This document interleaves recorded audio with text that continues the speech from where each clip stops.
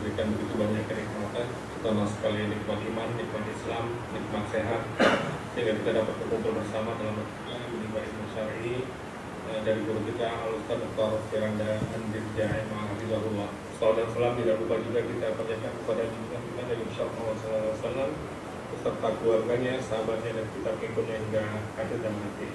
Bapak Ibu sekalian, seperti biasa kita akan melanjutkan kajian kita sebelumnya dengan tema kaidah-kaidah kehidupan dalam Al-Quran. Pada hari ini membahas siapa yang mensucikan jiwa maka untuk dirinya sendiri.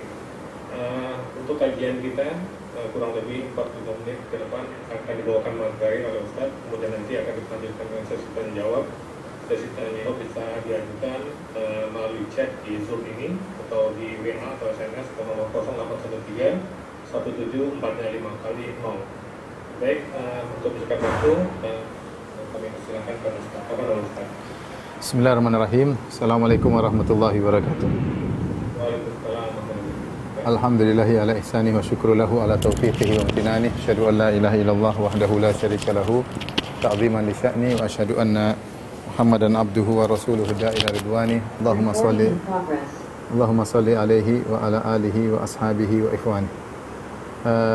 Rekan-rekan sekalian di teladan yang dirahmati oleh Allah Subhanahu wa taala, kita melanjutkan bahasan kita tentang kitab Qawaid Qur'aniyah, kaidah-kaidah Quran yang penting untuk diterapkan bagi diri pribadi maupun dalam kehidupan bermasyarakat. Kita sampai pada Al-Qaidah As-Sabi'ah wal Ishrun, kaidah 27, di mana diambil dari firman Allah Subhanahu wa taala dalam surat Fatir ayat 18. Allah berfirman, "Wa man tazakka fa innama yatazakka li nafsihi." Allah Subhanahu wa taala, "Wa man tazakka fa innama yatazakka li nafsihi."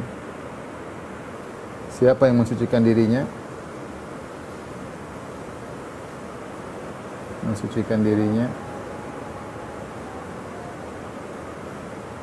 maksudnya dirinya, maksudnya jiwanya, ya, jiwanya, maka itu untuk dirinya sendiri, maka itu untuk kemaslahatan dirinya sendiri.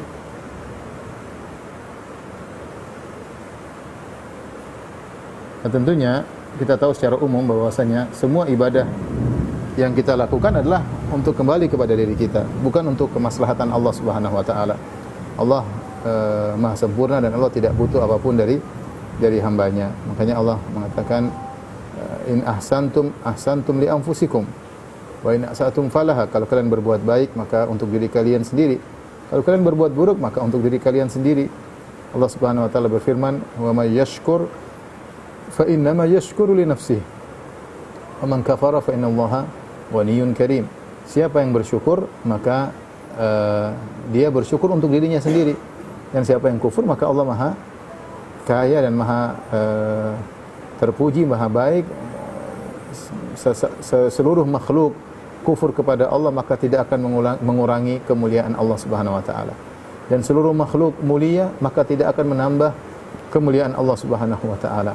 Ya, Allah sudah Maha mulia, baik mereka taat maupun mereka tidak taat. Oleh karenanya kaidah ini berada di bawah kaidah umum bahwasanya semua yang melakukan kebaikan adalah untuk dirinya sendiri. Di antara kebaikan yang dimotivasi oleh Allah Subhanahu wa taala untuk diperhatikan secara spesifik adalah mensucikan jiwa. Mensucikan jiwa, karena hal ini sangat penting dan manfaatnya sangat besar kembali kepada orang yang suci jiwanya. Wa man tazakka fa innama yatazakka li nafsihi. Siapa yang mensucikan dirinya maka sungguhnya dia mensucikan untuk dirinya sendiri. Oleh karenanya Nabi SAW sering berdoa agar disucikan jiwanya, seperti doa Nabi SAW, Allahumma ati nafsi taqwaha wa zakkiha anta khairu man zakkaha anta waliyuha wa maulaha. Ini doa yang sering dibaca oleh Nabi. Allahumma ati nafsi taqwaha, ya Allah berikanlah kepada jiwaku kesuciannya, wa zakkiha, dan sucikanlah jiwaku, anta khairu man zakkaha, engkau adalah sebaik-baik yang mensucikan jiwaku, anta waliyuha maulaha, karena engkau lah yang mengurus jiwaku dan engkau lah yang menguasai jiwaku. Jadi Allah yang menciptakan jiwa kita, Allah yang mengurus jiwa kita. maka kita meminta kepada Allah agar memberikan kesucian kepada jiwa. Ini doa Nabi SAW. Hendaknya kita semua menghafal doa ini. Allahumma ati nafsi taqwaha wa zakkiha anta khairu man zakkaha anta waliyuha wa maulaha. Kemudian juga Rasulullah SAW pernah berdoa, Allahumma alhimni rusydi wa a'idhni syarra nafsi. Allahumma alhimni rusydi, Allah ilhamkanlah kepadaku sifat yang lurus, sifat yang benar, rusyd, wa a'idhni syarra nafsi, dan lindungilah aku dari keburukan jiwaku. Di antara doa Nabi sallallahu alaihi wasallam juga yang Nabi sering menyampaikannya ketika berkhutbah, kata Nabi sallallahu alaihi wasallam, wa na'udzu billahi wa na'udzu billahi min syururi anfusina wa min sayyiati a'malina. Dan kami berlindung kepada Allah dari keburukan jiwa-jiwa kami. Wa min sayyiati a'malina, dan keburukan amal-amal perbuatan kami. Di sini Nabi sallallahu alaihi wasallam berlindung dari keburukan jiwa. Karena jiwa ini butuh disucikan. Jiwa ini terkadang memiliki penyakit-penyakit kotor, ya, sehingga harus disucikan. Demikian juga dalam doa zikir pagi petang, Rasulullah SAW berdoa, Allahumma fatiras samawati wal ard, alimal ghaibi wasyahadah, rabb kulli syai'in wa malikah, asyhadu an la ilaha illa anta, a'udzubika min syarri nafsi wa syarri syaitani wa syirkih. Kata Nabi SAW, Allahumma fatiras samawati wal ard, ya Allah yang menciptakan langit dan bumi, alimul ghaibi wasyahadah, yang maha mengetahui yang gaib maupun yang nampak, rabb kulli syai'in wa malikah, yang pencipta atau penguasa segala sesuatu, pencipta segala sesuatu, yang mengatur segala sesuatu dan yang memilikinya. Allahumma fatiras samawati wal ardi alimul ghaibi wasyahadati rabb kulli syai'in wa malikah, asyhadu an la ilaha illa anta, aku bersaksi bahwasanya tidak ada yang berhak disembah kecuali Engkau, ya. A'udzubika min syarri nafsi, aku berlindung kepada Engkau ya Allah dari keburukan jiwaku. Wa min syarri syaitani wa syirki, dan aku berlindung kepada Engkau dari keburukan syaitan dan perangkapnya atau kesyirikannya. Lihatlah di sini Nabi SAW berdoa agar diberikan jiwa yang suci dan agar dilindungi dari keburukan-keburukan jiwa. Karena kita tahu bahwasanya yang merusak seseorang dari dua faktor, faktor eksternal dan faktor internal. Faktor eksternal bisa jadi gangguan syaitan yang bisikin hatinya, atau gangguan syaitan dari kalangan manusia, yang teman-teman yang buruk yang menyuruh kepada keburukan, gangguan eksternal. Namun kita jangan lupa bahwasanya ada juga faktor internal yang buat kita bisa rusak, yaitu jiwa yang rusak, jiwa yang kotor. Oleh karenanya di antara amal yang sangat agung adalah seorang berusaha untuk mensucikan jiwanya. Dan siapa yang mensucikan jiwanya, maka dia yang beruntung. Dia yang beruntung, ya. Kemaslahatannya tidak kembali kepada Allah, tapi kemaslahatannya kembali kepada dirinya. Wa man tazakka fa innama yatazakka li nafsihi. Siapa yang mensucikan jiwanya, maka sungguhnya itu untuk dirinya sendiri. Oleh karenanya Allah Subhanahu wa taala bersumpah tentang hal ini, pentingnya pensucian jiwa. Kata Allah Subhanahu wa taala, wasyamsi wadhuhaha wal qamari idza talaha wan nahari idza jallaha wal laili idza yaghshaha was samaa'i wa ma banaha wal ardi wa ma tahaha wa nafsi wa ma sawwaha fa alhamaha fujuraha wa taqwaha qad aflaha man zakkaha wa qad khaba man dassaha. Rentetan sumpah yang panjang, kata Allah Subhanahu wa taala, syamsi wadhuhaha, demi matahari dan cahayanya dan sinarnya, wal qamari idza talaha, dan rembulan yang mengikuti matahari setelah itu, wan nahari idza jallaha, dan demi siang ketika Allah menampakkan terangnya, wal laili idza yaghshaha, dan ketika demi malam yang menutupi matahari, ya. Wal ardi wa ma tahaha, ya. Demikian Allah sebutkan, was samaa'i wa ma banaha, demi langit dan pembangunan langit tersebut, penegakkan langit tersebut, wal ardi wa ma tahaha, demi bumi dan apa yang Allah buka dari bumi tersebut, ya. Kemudian Allah bersumpah sampai akhirnya Allah berkata, qad aflaha man zakkaha, sungguh beruntung orang yang mensucikan jiwanya. Wa qad khaba man dassaha, dan sungguh merugi orang yang mengotori jiwanya. Setelah itu Allah sebutkan tentang contoh jiwa-jiwa yang terkotori, yaitu jiwa-jiwanya kaum Tsamud. Kadzabat Tsamudu bi taghwaha idzin ba'atsa ashqaha. Kemudian Allah kisahkan tentang kaum Tsamud yang mereka mendustakan Nabi Saleh alaihissalam, mendustakan mukjizat atau yang dibawa oleh Nabi Saleh alaihissalam. Mereka kufur, ini tidak lain mereka kufur karena jiwa mereka adalah kotor. Lihatlah bagaimana urgensinya pensucian jiwa. Mungkin kalau kita bisa kita bisa tulis ya tentang urgensi amal mensucikan jiwa.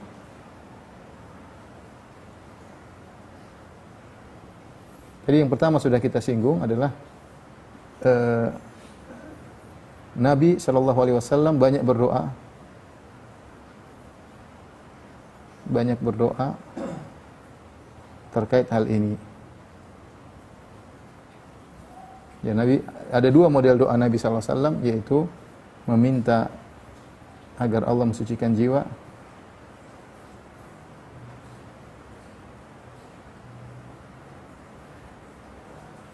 kemudian yang kedua adalah berlindung dari keburukan jiwa, dari keburukan atau kotoran jiwa.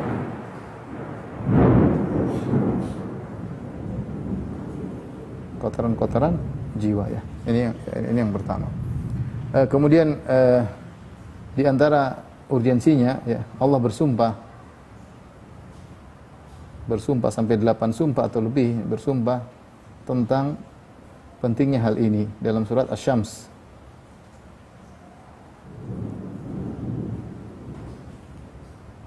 Allah bersumpah wasyamsi wa duhaha. Wasyamsi wa duhaha. Wal qamari idza talaha, sampai Allah berfirman qad aflaha man zakkaha, qad aflaha man zakkaha wa qad khaba man dassaha. Allah bersumpah mengatakan sungguh beruntung, perhatikan, sungguh beruntung orang yang mensucikannya. Sungguh beruntung.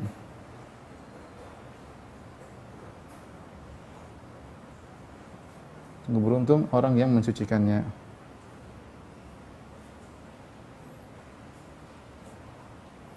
Sucikan jiwanya. Perhatikan di sini ada penekanan, pertama sumpah, yang kedua ada kata qad, sungguh beruntung ya. Ini menunjukkan pentingnya jiwa disucikan, kemudian disertai dengan tadi apa? Sumpah. Jadi dua hal, sungguh beruntung disertai dengan sumpah, ini menunjukkan urgensinya seorang mensucikan jiwa. Kemudian di antara urgensinya masalah pensucian jiwa, ini yang doa Nabi Ibrahim. 3, doa Nabi Ibrahim alaihissalam agar Allah mengutus nabi yang menyuruh kepada pensucian jiwa, yaitu Nabi Muhammad sallallahu alaihi wasallam, seorang nabi yang mensucikan jiwa umatnya. Ya. Ini Allah sebutkan dalam Al-Quran, di antaranya doa Nabi Ibrahim dalam surat Al-Baqarah ayat 129 ya. Al-Baqarah ayat 129. Saya bacakan ayatnya. Nabi Ibrahim berdoa, Rabbana wa ba'ath fihim rasulan minhum yatlu alaihim ayatika. Ya Allah, utuslah pada mereka, yaitu pada orang-orang Arab, pada keturunan Nabi Ibrahim alaihissalam, rasulan, seorang rasul, minhum, dari mereka, yatlu alaihim ayatika, yang nabi tersebut akan bacakan ayat-ayat Engkau ya Allah, wa yu'allimuhumul kitab, dan nabi tersebut akan membacakan kepada mereka Al-Quran, wal hikmah, dan sunnah, wa yuzakkihim, dan juga akan mensucikan mereka. Perhatikan, wa yuzakkihim innaka antal azizul hakim. Jadi Nabi Ibrahim alaihissalam berdoa agar Allah mengutus seorang nabi yang yatlu alaihim ayatika wa yuallimuhumul kitaba wal hikmata wa yuzakkihim, yang tugas nabi tersebut adalah membacakan ayat-ayatmu, mengajarkan Al-Qur'an dan sunnah, wa yuzakkihim, dan mensucikan jiwa mereka. Dan doa Nabi Ibrahim alaihissalam dikabulkan oleh Allah Subhanahu wa taala. Allah kabulkan. Doa tersebut dikabulkan. Lihat dalam surat Ali Imran 164 ya. Kemudian juga dalam surat Al-Jumu'ah ayat 2 ya.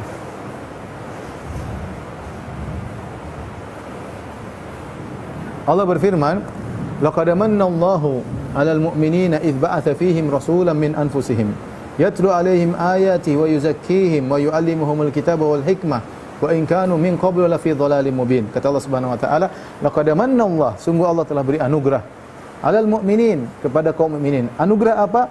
Idz ba'atsa fihim rasulan min anfusihim. Tatkala Allah mengutus kepada mereka seorang rasul dari diri-diri mereka, itu dari bangsa mereka, dari apa tugas rasul tersebut? Yatlu alaihim ayatihi, yang membacakan kepada mereka ayat-ayat Allah, wa yuzakkihim, dan mensucikan jiwa-jiwa mereka, wa yu'allimuhumul kitaba, dan mengajarkan kepada mereka alkitab wal hikmah, wa in kanu min qablu fi dhalalin mubin, sebelumnya mereka di dalam kesesatan. Demikian juga dalam surat Al-Jumu'ah kata Allah Subhanahu wa taala, huwa alladzi ba'atsa fil ummiyina rasulan minhum yatlu alaihim ayatihi wa yuzakkihim. Dan dialah Allah Subhanahu wa taala yang telah mengutus kepada orang-orang Arab seorang rasul dari kalangan mereka, yatlu alaihim ayatihi, yang membacakan ayat-ayat Allah Subhanahu wa taala, wa yuzakkihim, dan mensucikan jiwa mereka, ya, jiwa mereka. Ini menunjukkan urgensinya tazkiyatun nafs, mensucikan jiwa, karena ini di antara doa Nabi Ibrahim tentang pensucian jiwa. Nabi Ibrahim berdoa alaihissalam agar Allah mengutus rasul yang bisa mensucikan jiwa mereka, dan Allah kabulkan rasul tersebut adalah Nabi Muhammad sallallahu alaihi wasallam, ya. Oleh karenanya ketika Nabi Musa alaihissalam berdakwah kepada Fir'aun, Nabi Musa berkata, halaka ila an tazakka, maukah engkau wahai Fir'aun mensucikan jiwamu, wa ahdiyaka ila rabbika fatakhsha, kalau kau mau maka aku akan menggiringmu, menuntunmu kepada Rabbmu, maka kau akan takut kepada Rabbmu. Yang ditawarkan oleh Nabi Musa kepada Fir'aun, halaka ila an tazakka, maukah engkau mensucikan jiwamu. Kemudian di antara urgensinya masalah tazkiyatun nafs,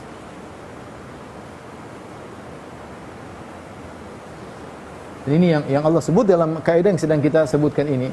Siapa yang, ya, mensucikan diri, maka untuk dirinya sendiri.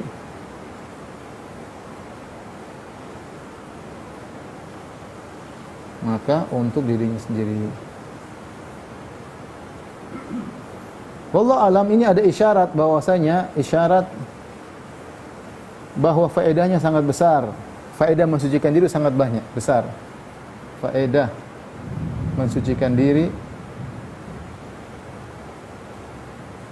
sangat besar untuk pribadi. Untuk pribadi. Baik di dunia maupun di akhirat. Orang yang mensucikan dirinya, maka dia akan mendapatkan banyak keistimewaan. Makanya, "Waman tazakka fa inna ma yatazakka li nafsihi." Siapa yang mensucikan dirinya, maka dia telah untuk dirinya sendiri. Orang mensucikan jiwanya, maka dia akan khusyuk dalam beribadah, maka dia akan lebih bahagia karena hatinya dia bersihkan, jauh dari hasad, jauh dari dengki, jauh dari suudzon. Dia lebih konsen dalam beribadah kepada Allah Subhanahu wa taala. Itu di dunia, belum kalau di akhirat. Orang yang mensucikan dirinya, maka di akhirat dia akan beruntung. Qad aflaha man zakkaha. Sungguh beruntung orang yang mensucikan dirinya. Baik. Kita lanjutkan. Apa sih makna tazkiyah? Kita akan bahas setelah ini insyaallah taala.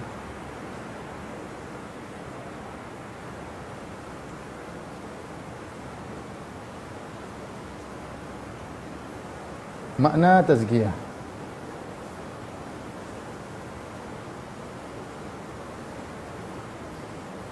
Tazkiyah. Tazkiyatun nafs. Atau mensucikan jiwa.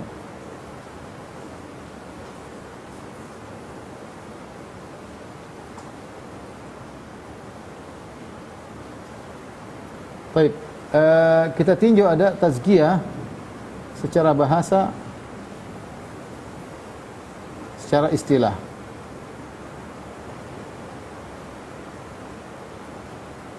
Tazkiyah secara bahasa kembali kepada dua makna. Kembali kepada dua makna.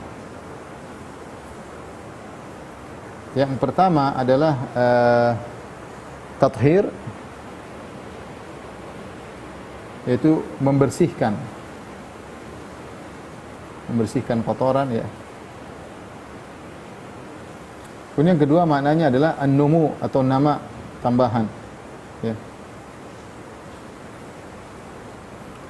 Ini adalah makna tazkiyah baik secara, ini adalah makna tazkiyah secara bahasa, ya.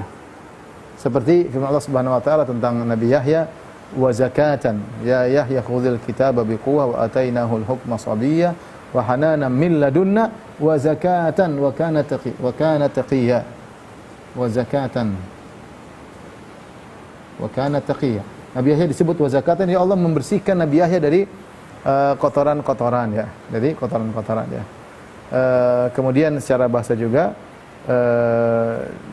adalah ziyadah an-nama atau az-ziyadah, seperti dikatakan zakal mal, maksudnya harta bertambah. Dia bertambah atau bertumbuh atau ziyadah. Nah, ini makna secara bahasa. Dan sini kita sampaikan bahwasanya antara makna bahasa dengan makna istilah pasti ada hubungan. Ini sering saya sampaikan dalam banyak pengajian. Secara etimologi maupun secara terminologi pasti ada hubungan antara secara bahasa dengan secara istilah. Hubungannya apa? Biasanya makna istilah bersumber dari makna lugawi. Seperti contohnya seperti umrah secara bahasa artinya adalah ziarah, mengunjungi. Ziarah, umrah secara bahasa ziarah, dan secara istilah artinya apa? Ziarah dari tanah halal menuju tanah haram, itu namanya umrah. Sehingga ketika kita kembali kepada makna istilah, ternyata makna istilah diambil dari makna lugawi ya. Umrah secara bahasa artinya ziarah, secara istilah, secara syar'i adalah ziarah dari tanah halal menuju tanah haram. Makanya orang kalau umrah harus keluar ke tanah halal menuju tanah haram, baru dikatakan umrah. Haji maknanya al-qasdu, bertujuan. Ya, secara bahasa tujuan. Nah, secara syar'i adalah bertujuan menuju Ka'bah dengan ritual khusus namanya haji. Contoh seperti salat secara bahasa artinya doa. Secara istilah artinya adalah doa yang dipanjatkan dalam rangkaian ibadah yang dibuka dengan takbir dan ditutup dengan salam. Makanya dalam salat sendiri banyak sekali doa. Orang istiftah berdoa, orang rukuk bisa berdoa, orang sujud bisa berdoa, duduk di antara dua sujud juga berdoa. Sebelum salam juga berdoa, sujud juga berdoa ya. Sehingga salat ya secara syar'i maknanya juga diambil dari secara bahasa, maknanya doa. Sama seperti tazkiyah. Tazkiyah secara bahasa, etimologi dan kalau kita tinjau secara istilah terminologi ya. Maka kembali kepada dua makna ini ya. Dengan makna ini makanya ada dua makna. Secara istilah adalah membersihkan jiwa dari penyakit-penyakit hati. Kemudian maknanya juga adalah at-tahliyah. At-tahliyah yaitu menghiasi jiwa dengan akhlak-akhlak yang mulia. Perhatikan. Nah, kalau kita lihat di sini, tathhir, membersihkan ini diambil dari makna ini. Maka dari makna bahasa menuju ke makna istilahi atau makna etimologi menuju kepada makna terminologi. Demikian juga makna yang kedua juga diambil dari sini. Karena maknanya adalah nama pertumbuhan, maka di antara makna tazkiyatun nafs adalah menumbuhkan jiwa dengan perangai-perangai yang mulia. Nah, inilah proses tazkiyatun nafs, inilah inti dari tazkiyatun nafs, itu membersihkan jiwa dari penyakit-penyakit hati. Dan kita tahu penyakit hati sangat banyak ya. Penyakit sangat banyak. Seperti apa? Riya, ujub, ya, sombong, ya. Kemudian suudzon dan lain-lain ya. Ini penyakit-penyakit hati yang dengki, hasad, dendam dan lain-lain ya. Ya, semua penyakit hati harus dibersihkan. Adapun menghiasi perangai-perangai yang indah buat hati banyak seperti ikhlas ya. Tawadhu, rendah hati, husnudzon, berbaik sangka kepada orang lain ya, pemaaf, lapang dada ya. Ini apa namanya? Tidak hasad ya. hasad itu qanaah. Kaya jiwa, qanaah. Ini semua adalah di antara hal-hal yang termasuk dari proses tazkiyatun nafs. Rekan-rekan dirahmati Allah Subhanahu wa taala, secara urutan kalau teori, maka seorang mendahulukan tentunya membersihkan dulu baru menghiasi ya. Membersihkan dulu dari jiwa-jiwa kotor, dari penyakit-penyakit jiwa, baru menghiasi jiwa-jiwa dengan perangai yang baik. Namun secara praktek, dua hal ini antara at-tasfiyah dan at-tahliyah, ini namanya tasfiyah. At-tasfiyah. Tasfiyah yaitu membersihkan, atau tasfiyah dan tahliyah ada dua hal yang saling berkaitan. Kalau seorang berusaha membersihkan jiwanya dari riya, maka dia akan mendapatkan keikhlasan. Sama seorang yang berusaha menghiasi jiwanya dengan keikhlasan, maka dia akan bersih daripada riya. Seorang yang membersihkan jiwanya daripada kesombongan, maka dia akan mendapatkan tawadhu. Karena dua hal ini adalah saling kontradiktif. Kalau tidak riya berarti ikhlas, kalau tidak ujub berarti tawadhu. Kalau tawadhu berarti tidak sombong. Seperti itu. Ya, kalau hasad berarti tidak qanaah. Kalau qanaah tidak hasad. Ya seperti itu. Jadi dua hal ini yang disebut dengan tazkiyatun nafs. Maka seorang berusaha untuk bisa mensucikan jiwanya, dan ini perlu perjuangan ya seumur hidup. Karena jiwa ini setiap saat bisa dikotori oleh banyak penyakit. Maka seorang berusaha seumur hidup untuk membersihkan jiwanya sampai dia bertemu dengan Allah Subhanahu wa taala. Apalagi jika seorang mengetahui bahwasanya jiwanya telah kotor. Baik. Ya.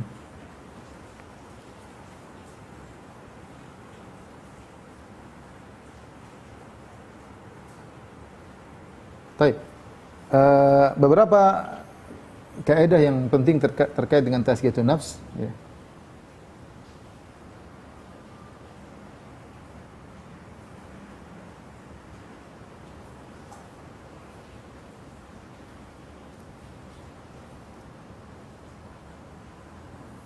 Kaidah-kaidah penting tentang tazkiyatun nafs.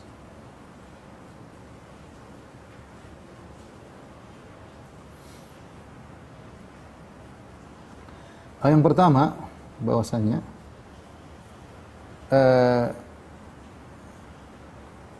tidak boleh mensucikan diri sendiri.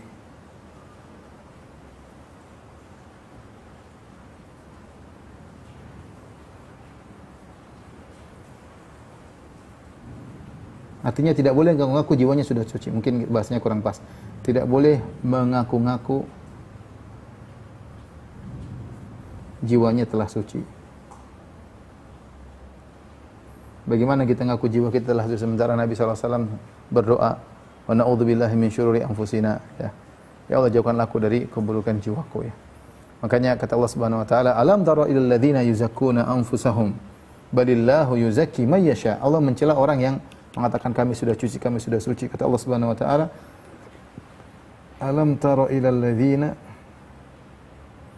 yuzakkuna anfusahum. Tidakkah kalian melihat orang-orang yang mengaku-ngaku jadi mereka sudah suci? Balillahu yuzakki may yasha. Allah mensucikan siapa yang Allah kehendaki. Allah mencela orang yang mengaku dirinya suci. Demikian juga firman Allah Subhanahu wa taala dalam surat An-Najm, fala tuzakku anfusakum huwa a'lamu biman ittaqa.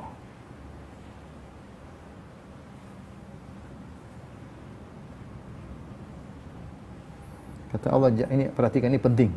Janganlah kalian merekomendasi diri kalian sendiri.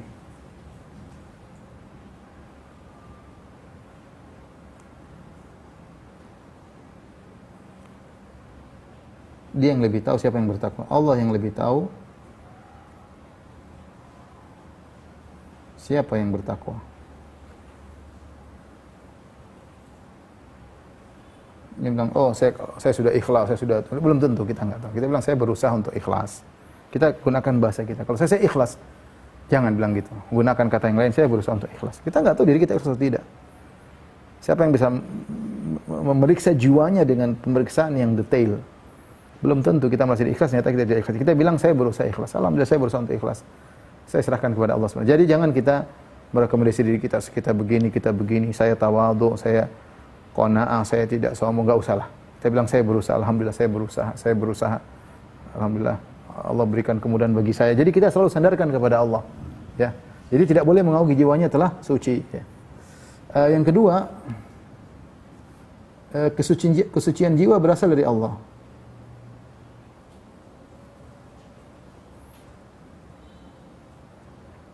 Ya.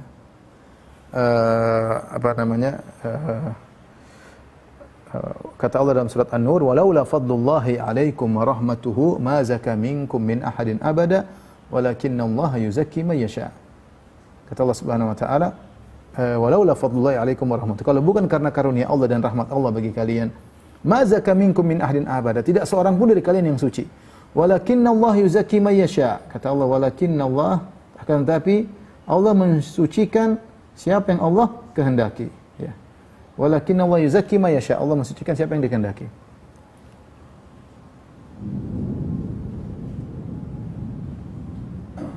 Siapa yang Ia kehendaki. Nah, tatkala kita tahu bahwasanya ya, kesucian jiwa berasal dari Allah Subhanahu wa taala, maka konsekuensinya kita minta kepada Allah.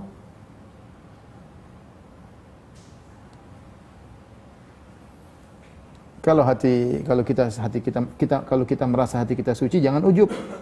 Kita bersyukur kepada Allah. Rasa ada kesucian jiwa, maka bersyukur kepada Allah. Makanya Nabi SAW ya selalu berdoa kepada Allah. Karena Nabi SAW tahu bahwasanya kesucian jiwa itu dari Allah Subhanahu Wa Taala. Seorang mau berusaha semaksimal mungkin, kalau tidak kasih kesucian tidak akan suci. Ya, tidak akan suci. Dia belajar ingin suci, ternyata malah ketika dia punya ilmu dia malah ujub, malah bangga. Maka kita minta kesucian jiwa kepada Allah, karena Allah yang mensucikan jiwa seseorang ya. Kemudian di antara hal yang terkait dengan pensucian jiwa ya, bahwasanya kita menyadari kesucian jiwa banyak faedahnya ya. Ini yang kaidah yang sedang kita bahas. Banyak faedahnya.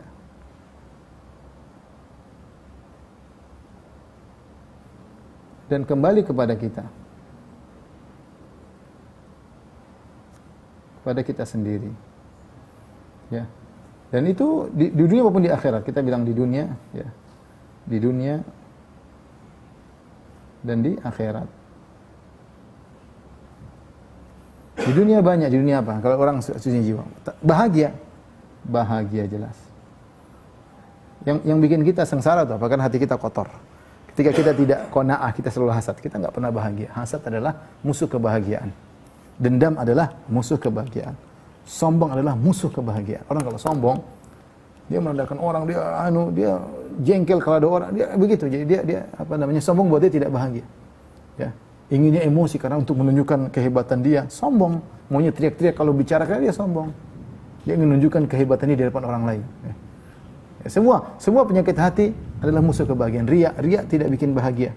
Orang riya selalu berharap pujian manusia, ketika tidak dipuji dia tidak bahagia. Selalu mencari di likes oleh orang-orang, kalau nggak di like, dah dia sengsara. Jadi mau saya, orang yang berhasil mensucikan jiwanya, dia di dunia bahagia. Ini bahagia. Maka seorang berusaha ketika dia tahu, kata Allah, "Wa man tazakka fa innama yatazakka li nafsihi." Siapa yang mensucikan jiwanya berarti dia telah mensucikan untuk dirinya sendiri. Maka dia berusaha mensucikan jiwanya untuk dia meraih kebahagiaan di dunia. Belum lagi di akhirat, ya. Qad aflaha man zakka. Sungguh orang beruntung orang yang mensucikan jiwanya. Orang mensucikan jiwanya maka dia akan masuk surga, kata Allah Subhanahu wa taala. Amma man tagha wa athara al-hayata ad-dunya fa innal jahima hiyal ma'wa wa amma man khafa maqama rabbih wa nahan nafsa 'anil hawa fa innal jannata hiyal ma'wa. Adapun orang yang melampaui batas ya, wa athara al-hayata ad-dunya, dan mendahulukan kehidupan dunia, maka tempat kembali ini neraka jahanam. Wa amma man khafa maqama rabbih, dan barang siapa yang takut kepada kedudukan Rabbnya. Wa nahan nafsa 'anil hawa, dan dia mencegah jiwanya untuk mengikuti hawa nafsunya. Fa innal jannata hiyal ma'wa, maka dia akan tempat kembali adalah surga. Kenapa? Dia berusaha mensucikan jiwa. Jiwa ini ingin macam-macam. Ingin. Makanya sebagian ulama mengatakan kalau kita berperang melawan musuh di depan mata, Mungkin kita semangat karena kita jengkel sama dia, kita nggak suka sama dia, dan dia kelihatan di depan mata. Tapi ketika musuh kita adalah jiwa kita sendiri, ini agak susah karena jiwa adalah kita sendiri. Kemudian jiwa ini punya keinginan-keinginan yang sesuai dengan hasrat kita. Kita ingin ini, ingin maksiat. Ya, innan nafsa la ammaratun bisu, ini hukum asal jiwa. Sungguh jiwa itu menyuruh kepada keburukan. Dan kita harus lawan, ini berat. Berat, jiwa ingin nonton ini, ingin dengar ini, ingin menyenangkan jiwanya. Ingin maksiat, banyak sekali maksiat ya. Ketika dia melawan serangan jiwanya yang ingin macam-macam, maka dia akan baik. Tapi itu perlu perjuangan. Perlu perjuangan ya. Ketika dia berjuang melawan penyakit-penyakit hatinya, maka dia akan merasakan banyak faedah. Di dunia dia akan bahagia, di akhirat dia akan masuk surga. Ketika seorang ingin marah, dia ingat ini jiwanya, dia lawan. Ketika dia ingin dendam, ingin melampiaskan dendam, dia lawan. Jadi suruh memaafkan, jiwa disuruh memaafkan. Maka tenteram. Ketika dia ingin riya, dia lawan. Ngapain saya hanya mencari keridhaan Allah Subhanahu wa taala, hidup cuma sebentar, maka kemudian dia bisa melawan hal tersebut ya. Dan kalau dia berhasil, maka dia yang beruntung. Di dunia dia bahagia, di akhirat masuk surga. Yang terakhir ya, terkait dengan hal ini ya.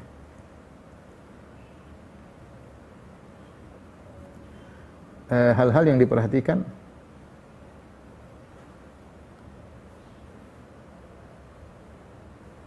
untuk berjuang mensucikan jiwa.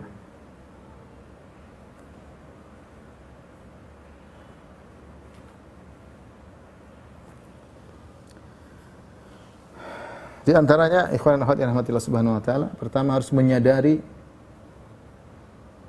bahwa jiwanya kotor. Dan untuk menjadi hal ini butuh pengecekan luar biasa. Pemeriksaan yang detail ya. Seorang memeriksa jiwanya, kan dia kadang merasa dirinya sudah ikhlas, ternyata enggak. Dia periksa jiwanya. Masih ada dalam hatinya yang yang ingin ini, yang ingin masih ada dendam ya. Masih ada hasad, masih ada dengki. Ternyata setelah dia periksa dalam dirinya masih ada riya, masih ada ujub ya. Karena kalau seorang tidak menyadari bahwasanya dirinya punya kekurangan, dia tidak akan bisa mengobati jiwanya. Maka tahap pertama adalah seorang ketika ingin mensucikan jiwanya ya, maka dia harus menyadari bahwasanya jiwanya tersebut kotor ya. Dan itu bisa dilakukan dengan memeriksa jiwanya dengan detail. Ketika dia periksa, dia akan menemukan banyak penyakit-penyakit jiwanya tersebut. Maka kemudian dia mulai menangani penyakit tersebut satu demi satu. Dia lawan, dia latih diri. Ini perjuangan seumur hidup. Karena ketika hati kita sudah bersih, belum tentu tidak kembali lagi. Bisa jadi kembali lagi. Untuk mengotori jiwa tersebut, maka seorang harus berjuang. Berjuang untuk ikhlas, ini bukan perjuangan sehari dua hari sampai seumur hidup. Berjuang untuk qanaah, menerima bahwasanya apa yang Allah berikan itu yang terbaik, itu juga tidak mudah. Itu perjuangan seumur hidup. Berjuang untuk ridha dengan apa yang Allah berikan atas musibah yang Allah timpakan, ini juga perlu perjuangan seumur hidup. Tapi ini selalu dia harus tahu bahwa dirinya kadang penyakit tersebut muncul dalam kondisi tertentu. Dia sadar, oh ternyata saya punya penyakit ini. Dia harus data dengan detail dan dia mulai membersihkan jiwanya sedikit demi sedikit. Dan nanti akhirnya jiwanya ya dari nafs ammarah bisu, dari jiwa yang selalu menyuruh kepada keburukan, bisa berubah menjadi an-nafsul lawamah. Nafsul lawamah itu jiwa yang selalu mengingatkan, mencela kalau kita ingin melakukan kemaksiatan, dia celah, kamu kenapa begini, kenapa begitu. Sampai kemudian pada tingkatan berikutnya an-nafsul mutmainnah. Itu jiwa yang tenang, tentram. Dia tentram dengan ketaatan-ketaatan yang dia lakukan. Ini proses perubahan jiwa ya. Jadi macam-macam jiwa.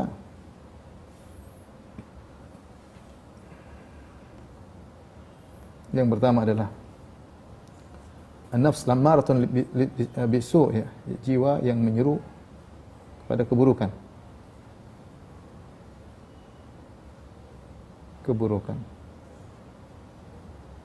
Namanya an-nafs al-ammarah bisu. Kemudian yang kedua adalah nafsul lawamah, jiwa yang mencela keburukan.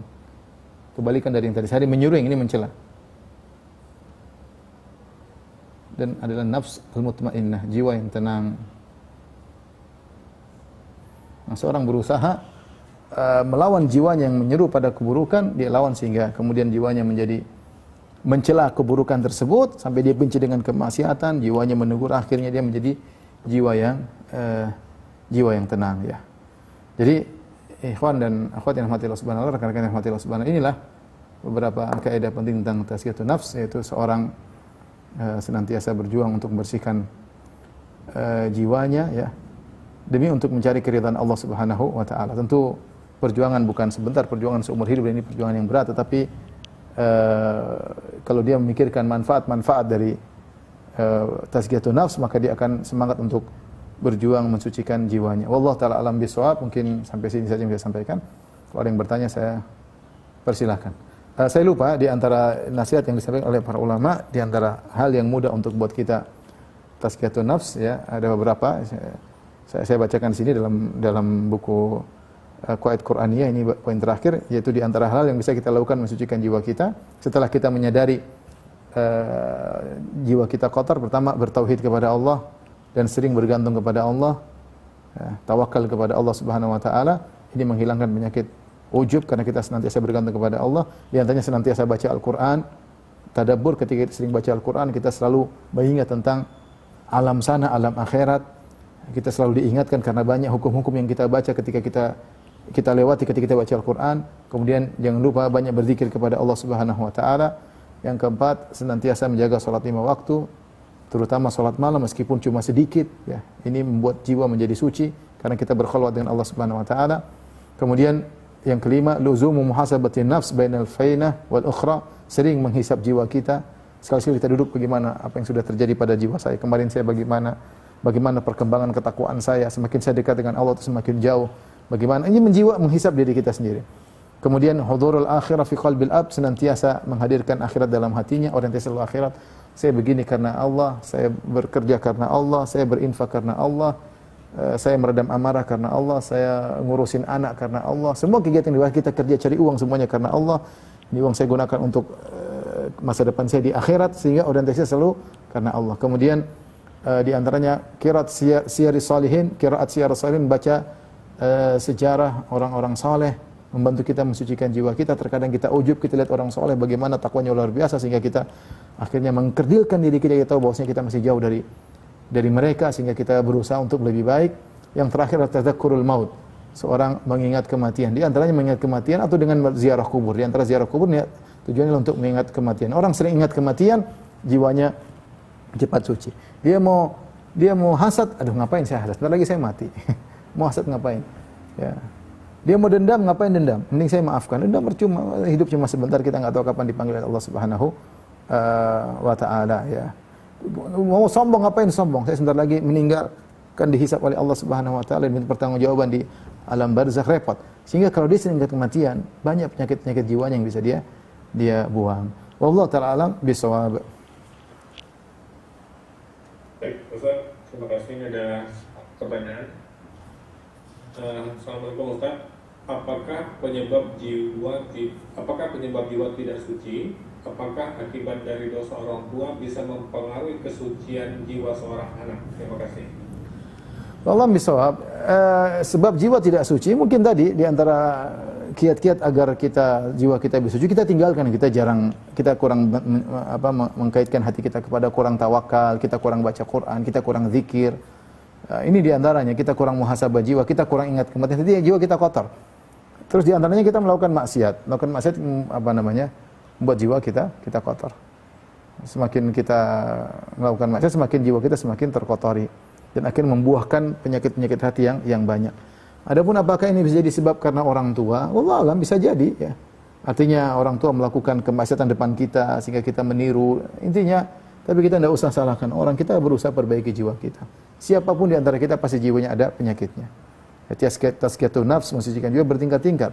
Tapi seorang terus berjuang. Kalau dia berhasil tadi, kan keuntungan untuk dirinya sendiri. Wa man yatazakka fa innama yatazakka li nafsihi. Siapa yang mensucikan jiwanya maka untuk dirinya sendiri. Wallahu a'lam bishawab. Baik Ustaz, kemudian pertanyaan berikutnya. Assalamualaikum Ustaz. Afwan Pak Ustaz, mohon pencerahannya sehubungan dengan tafsir surat Al-Nasr ayat ke-7 di mana faizah faraq tansab, yang ada yang mengartikan apabila telah selesai mengerjakan sholat berdoalah. Pertanyaannya, sebenarnya mana yang lebih roji antara kebolehan berdoa setelah sholat atau yang beberapa tidak mensarankan mendawamkan atau membiasakan berdoa setelah sholat? Jazakallahu khairan. Wa khairul huda huda Nabi sallallahu alaihi wasallam, sebaik-baik petunjuk-petunjuk Nabi sallallahu alaihi wasallam, ya. Kalau maksudnya adalah mendawamkan selesai salat selalu berdoa dalam salat-salat fardu, maka tentunya tidak diriwayatkan dari Nabi sallallahu alaihi wasallam. Nabi yang lebih paham tentang ayat tersebut dan para sahabat yang lebih paham tentang ayat tersebut, ya. Saya belum menelaah tafsir tersebut, ayat tersebut dengan detail, ya, tetapi kita ketahui bahwasanya tidak, bagi siapa yang baca hadis-hadis Nabi tentang salat, maka Nabi tidak, bukan kebiasaan beliau ketika habis salat kemudian melakukan doa, ya, melakukan doa, tidak. Tetapi doa boleh dilakukan kapan saja. Doa boleh dilakukan kapan seorang ingin berdoa setelah salat fardu, salat sunnah, maka silakan. Tapi yang kita bahas adalah dikatakan sunnah setelah salat berdoa. Ini kita butuh dalil secara khusus, ya, bahwasanya setiap selesai salat disunahkan untuk apa? Berdoa, ya, secara khusus. Dan kita tidak menemukan dalil akan hal tersebut. Tapi ini siapa yang ingin berdoa setelah sholat boleh. Tapi jangan katakan sunnah. Kita mau berdoa kapan saja, mau di jalan, mau di mana, habis sholat, mau habis apapun, silakan berdoa. Ya. Tetapi mengatakan sunnah bahwasanya selesai berdoa, selesai sholat kita harus berdoa karena ini sunnah Nabi, maka kita tidak bisa mengatakan demikian. Wallahu ta'ala alam bisawab. Ya. Karena faida faraqta fansab banyak juga tafsirannya. Ya. Seperti faida faraqta fansab, jika kau selesai dari satu kegiatan, lanjutkanlah dengan kegiatan manfaat yang lain. Seorang sudah selesai sholat misalnya, maka dia sibukkan dengan kegiatan manfaat yang lain. Seorang selesai dari haji, maka lanjutkanlah dengan ibadah yang lain. Jadi dia tidak berhenti. Seorang mukmin, maksud ayat ini ada seorang mukmin tidak istirahat dalam dalam bekerja untuk meraih akhiratnya. Dan kita tahu bahwasanya ibadah banyak macamnya, ya. Banyak. Kalau sudah selesai sholat, silakan bekerja untuk akhiratmu. Jadi maksudnya demikian. Bukan kemudian santai-santai, tidak mikir akhirat sama sekali. Wallahu a'lam bishawab. Baik, Ustaz. Kemudian ada pertanyaan, Ustaz, saya pernah divonis kanker dan disarankan oleh pengajar tauhid yang juga tajwid yang bisa meruqyah untuk mengkhatamkan surat Al-Baqarah 3 kali atau minimal 1 kali sehari. Nah, ini apakah ada tuntunannya, Ustaz? Secara umum bahwasanya Al-Qur'an adalah obat, ya. Kata Allah Subhanahu wa taala, "Wa nunazzilu minal Qur'ani ma huwa shifaa." Dan kami turunkan Al-Qur'an sebagai syifa, ya. Sebagai obat. Oleh karena Allah mengatakan Al-Qur'an adalah obat baik penyakit hati maupun penyakit fisik. Tidak mengapa seorang sakit apapun, di antaranya sakit kanker, untuk mengobati dirinya dengan baca Al-Qur'an. Di antara surat yang sering dibaca adalah surat Al-Baqarah, dan boleh surat-surat yang lain. Mau sekali, mau 2 kali, boleh-boleh saja, enggak ada masalah. Itu motivasi dari sang peruqyah. Paling tidak dia baca sekali, dan boleh baca surat-surat yang lain, karena secara umum Al-Quran adalah obat. Maka dia baca Al-Quran dengan niat untuk mengobati penyakitnya, itu boleh. Karena Al-Quran bisa digunakan untuk ruqyah, dan semua surat Al-Quran bisa untuk ruqyah. Jadi antara ayat surat-surat yang penting seperti surat Al-Fatihah, karena Al-Fatihah di antara namanya adalah syifa, yaitu surat obat, ya. Di antaranya juga surat seperti surat 3 surat Al-Baqarah dan surat-surat yang lainnya. Tapi dia baca Quran dengan niat untuk mengobati dirinya. Wallahu a'lam bishawab. Ustaz, ini pertanyaan lanjutannya. Bolehkah kita ikhtiar untuk sehat dengan tilawah Al-Quran atau berpuasa seperti puasa Daud? Apakah kita memperoleh pahala Daud?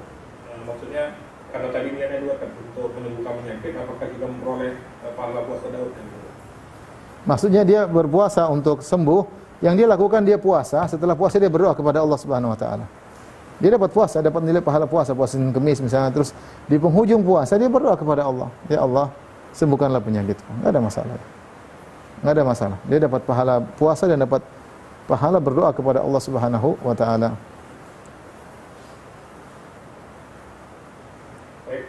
Terima kasih, Ustaz. Mungkin untuk pertanyaan terakhir, karena waktu juga sudah hampir sholat asar, mungkin ada penutup Ustaz yang bersama. Demikian ikhwan dan akhwat yang dirahmati Allah Subhanahu wa taala, kaidah ini jangan kita lupakan. Kita selalu, ya, memperhatikan gerak-gerik jiwa kita. Penyakit-penyakit jiwa sering muncul, baik kita sadari maupun tidak kita sadari. dan kita berusaha membersihkan jiwa kita ya. Sampai kita bertemu dengan Allah Subhanahu wa taala. Demikian wabillahi taufiq wal hidayah. Assalamualaikum warahmatullahi wabarakatuh. Waalaikumsalam warahmatullahi wabarakatuh. Terima kasih kepada